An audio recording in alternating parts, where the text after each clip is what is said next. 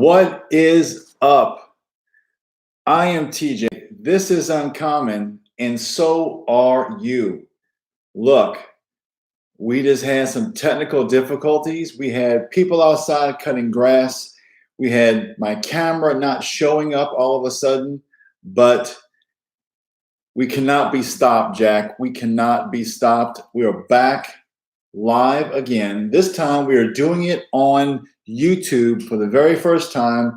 Long time user, first time live broadcast of Uncommon. So bear with me as I learn the ins and outs of this platform from a live perspective. But old hat at going live. So let's start the show.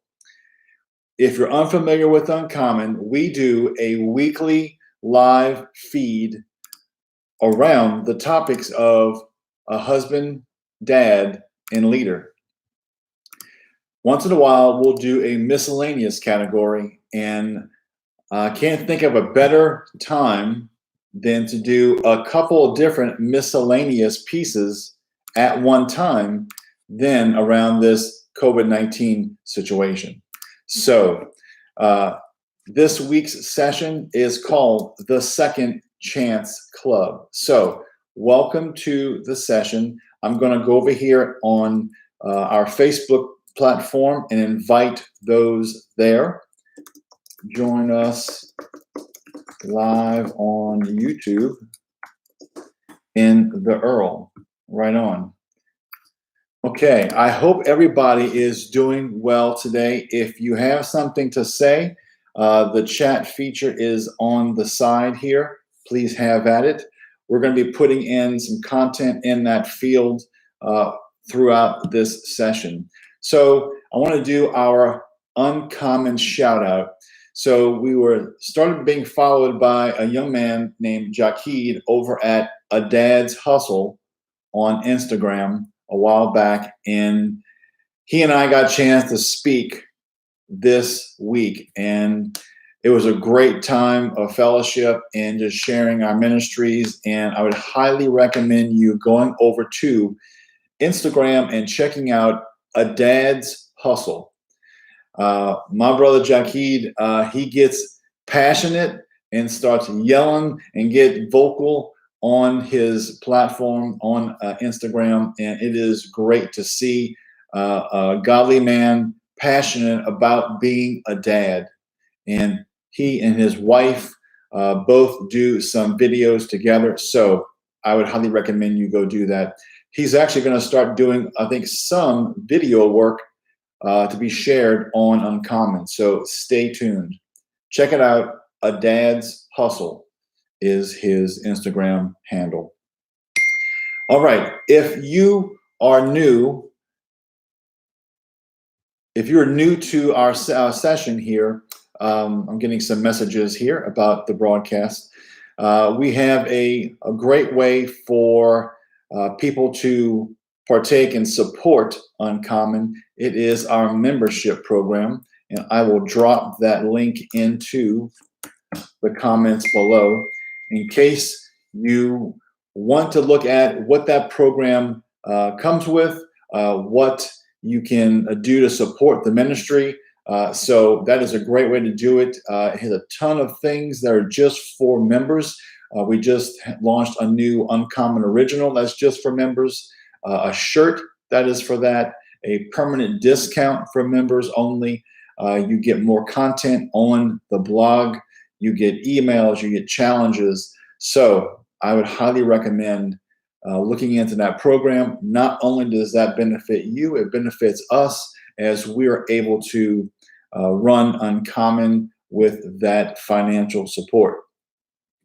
The other thing we have for you is we've been developing some COVID-19 specialized content, and that is on our website. You can look at on the drop-down menu under resources. There is a page that we are putting all of our, we call it C19 or COVID-19 content there.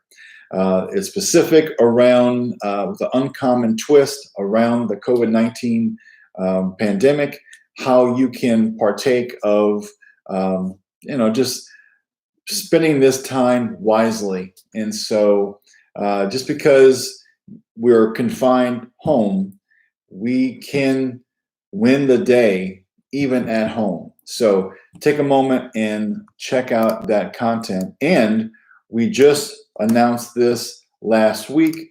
Our brand new Volume 4 books are now available on our website to be viewed and purchased as you need. They're broken into specific categories this year. And so I hope that that information helps someone. All right, enough of the housekeeping. So this week we're talking about the Second Chance Club, right? And firstly, I would like to thank all of our first responders out there that are on the front line, making everything still work. The internet spectrum guy, he has been out in front of our studio last 2 days, got us a little nervous. The mail, policemen, firemen, the healthcare workers.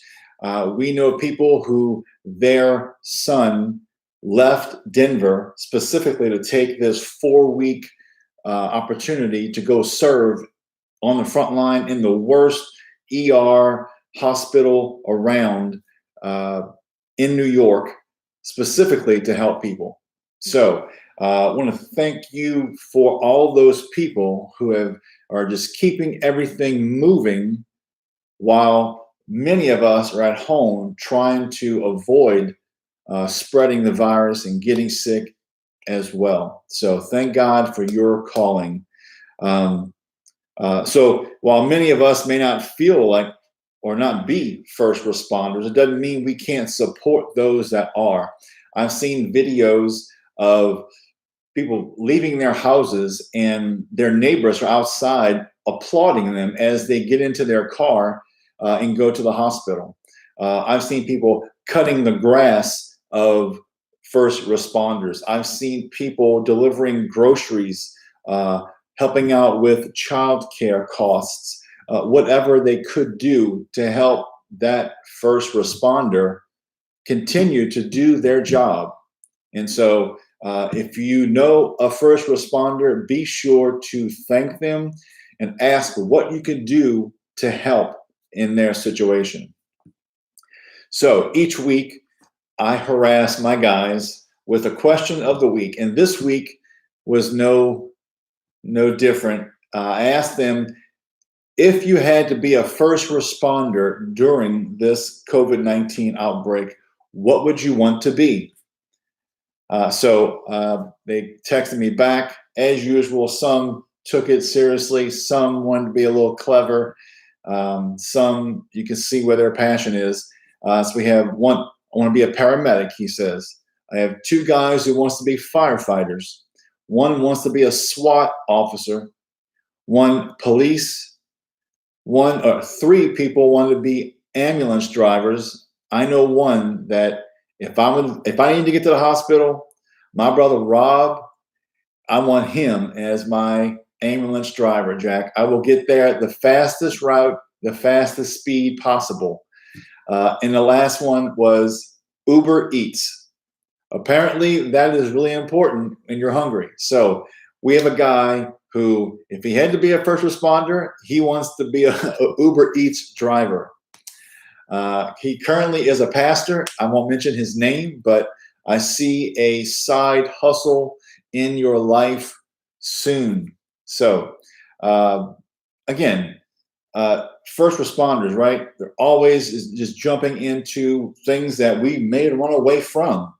So the Second Chance Club, here's our chance to do something and do something godly with our time. We all have all this free time, although my company is still working because we're a virtual company, working every day, 8 to 5. But many people have a lot of free time on their hands, and it might be a good time to re-examine our calling. You may even feel like you're on the sideline while you're not heading into the fray, but know that we all have a call that impacts the world. Just because we're not driving that ambulance or delivering food for Uber Eats doesn't mean we don't have a way for us to impact the world. Invest in your faith, invest in your marriage, your family, your health, pray for your community. There are ways to reach out to people during this time. We may be confined to our homes, but the power of God is not. So, as you can see, people are learning all kinds of new skills by having to broadcast and interact with people online. And no, TikTok dance routines do not count as that new skill set. I'm sorry.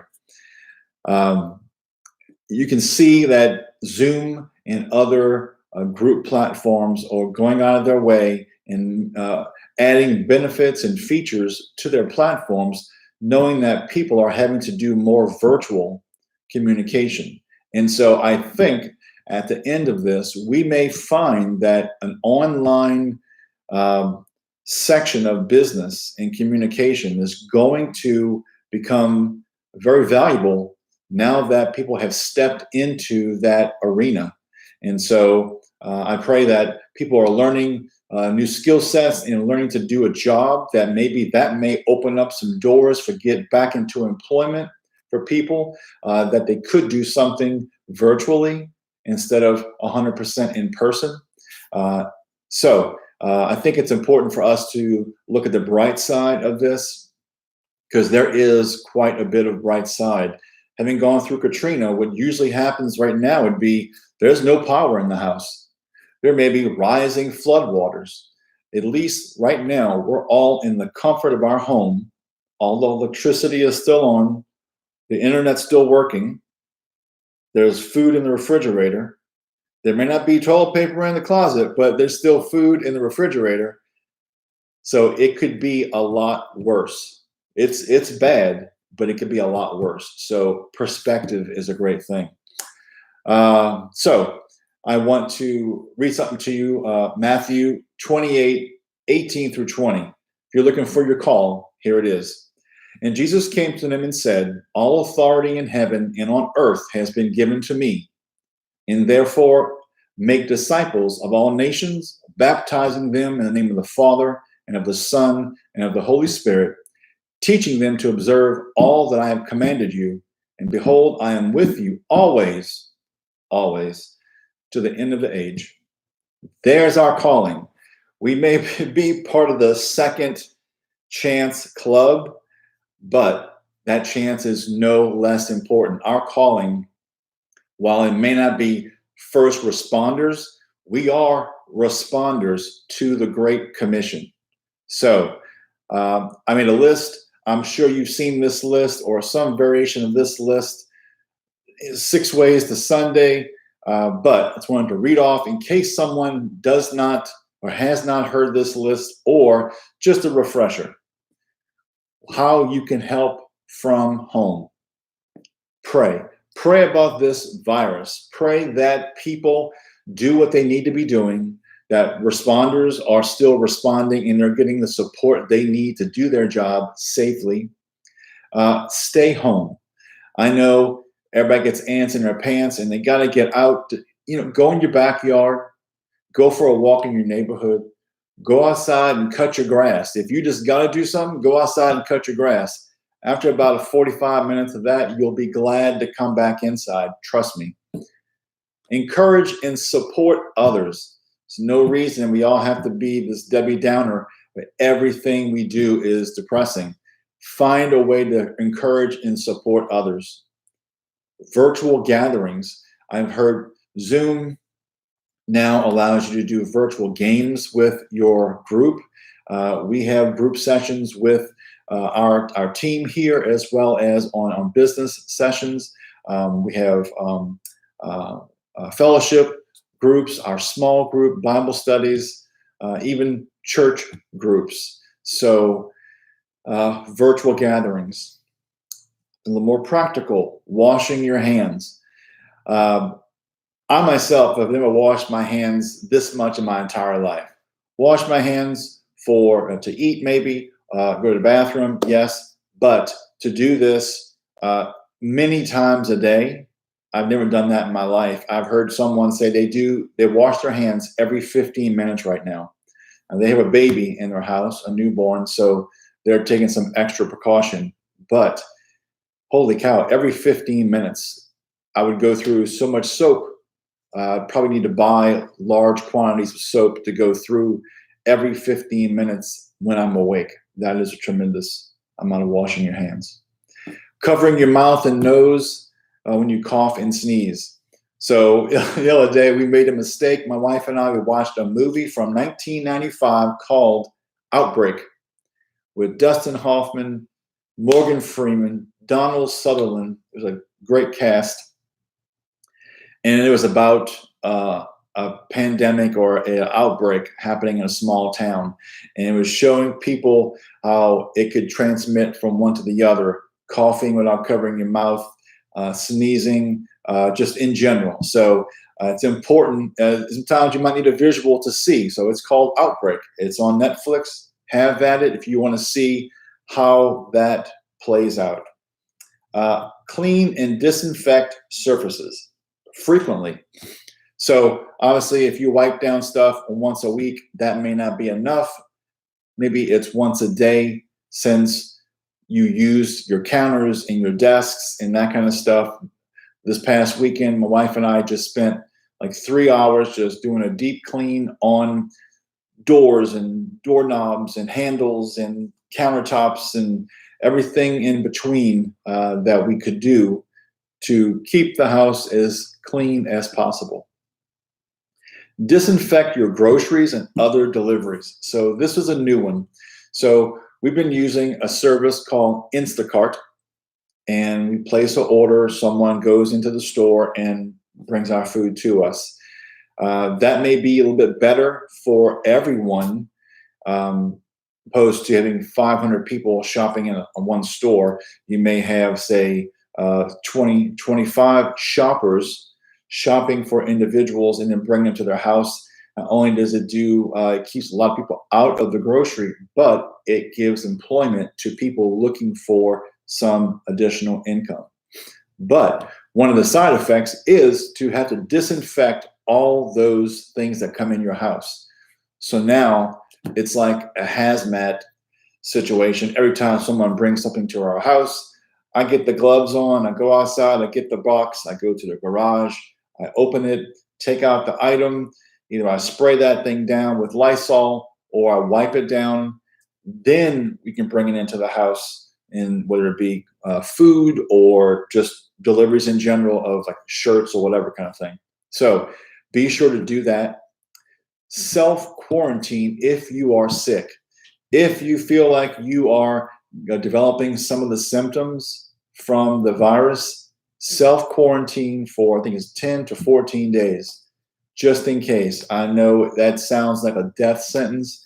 No way you want to spend almost 2 weeks by yourself, maybe in a room away from your family or whatever. But we've heard the other end of the spectrum, how things can turn dire quickly. So self-quarantine if you are sick. And let's wrap it up again with prayer. Pray for all those things that you have to do, that all of us do those things, and keep those social distancing measures in place and not traveling and gathering, things we don't need to be doing. As you can see, our efforts pay off on that curve. And the more we do that right there, the less chances of someone perishing. Now, what I did was I went to, since we were kind of stuck at home and you were looking for ways to help, I have 3 websites you can go to of how you can help different people. This is the Gary Sinise Foundation. If you know Lieutenant Dan from Forrest Gump, he is a great guy in everyday life, always serving and supporting our veterans and such. Here is his website for first responder outreach, how you can help support that. There is a great article on today.com that I'm going to share about how you can help. And then the last one is from Samaritan's Purse. about some of the things you could do to either donate, get involved, uh, take action, and let people know what they need. If they need help, they let you know, and you can take part in whatever you want to. So this is our, let's see, I'm going to drop in this link. It's kind of long. I'm going to give you the SamaritansPurse.org website instead, since the link was so long, it wouldn't go into the comment. So those are some ways that you and I can take part in helping first responders online. If you don't know one and you can't call someone who is, or FaceTime or Zoom someone who is to encourage them, those are 3 different websites that you can go to and help first responders and other people in need during this COVID-19 outbreak. So each week when we do these sessions, I always grab a couple of articles from the Uncommen.org website.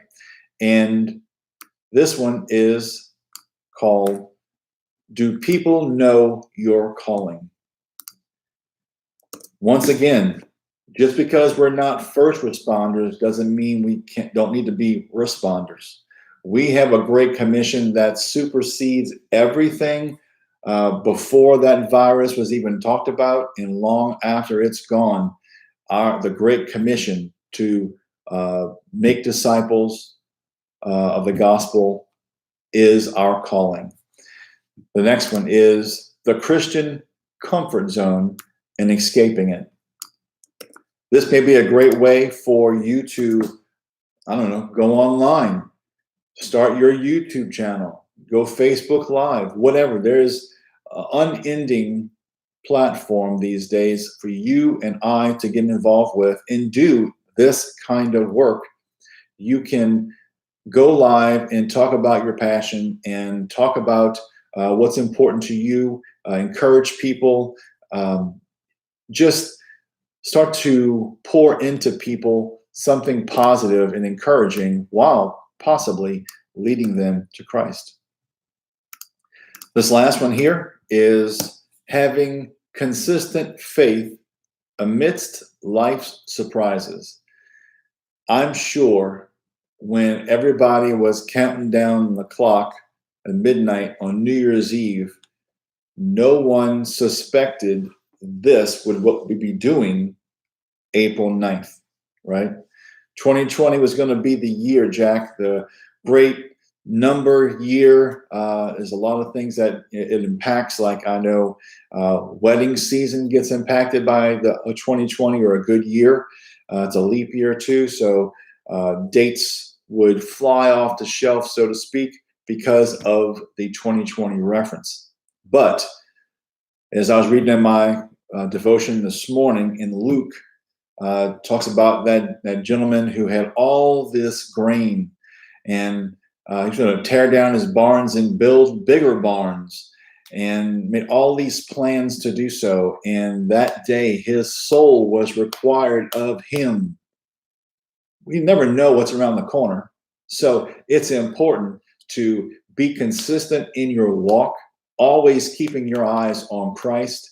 And that way, you may be a little more even keeled when things like a virus or a hurricane come into your world unexpectedly, uninvited.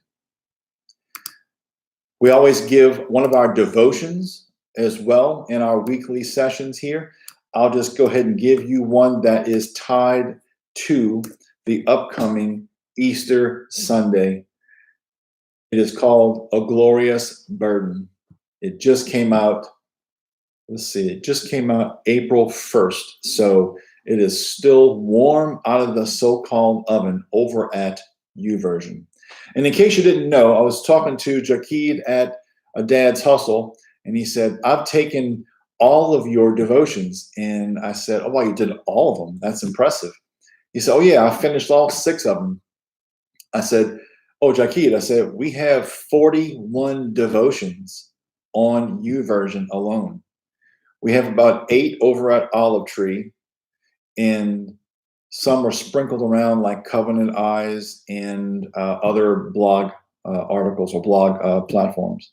So I could hear his eyes get bigger. That's pretty good. I could hear his eyes get bigger. He said, oh my goodness, you have 41. I need to go and add some to my reading list. So in case you didn't know, on YouTube, on YouVersion, we have 41 different devotions. We do one every month. And so this month is around the kind of an Easter slant. It's called A Glorious Burden. So that brings us to the end. This is the first time we've ever done anything on YouTube. We've always done it on Facebook Live. We've done like 40 or 45 on Facebook. We'll probably do that too once in a while, but I think we're going to look for a solution that allows us to do maybe a live broadcast on YouTube as well as Facebook, just so we can get the maximum amount of exposure.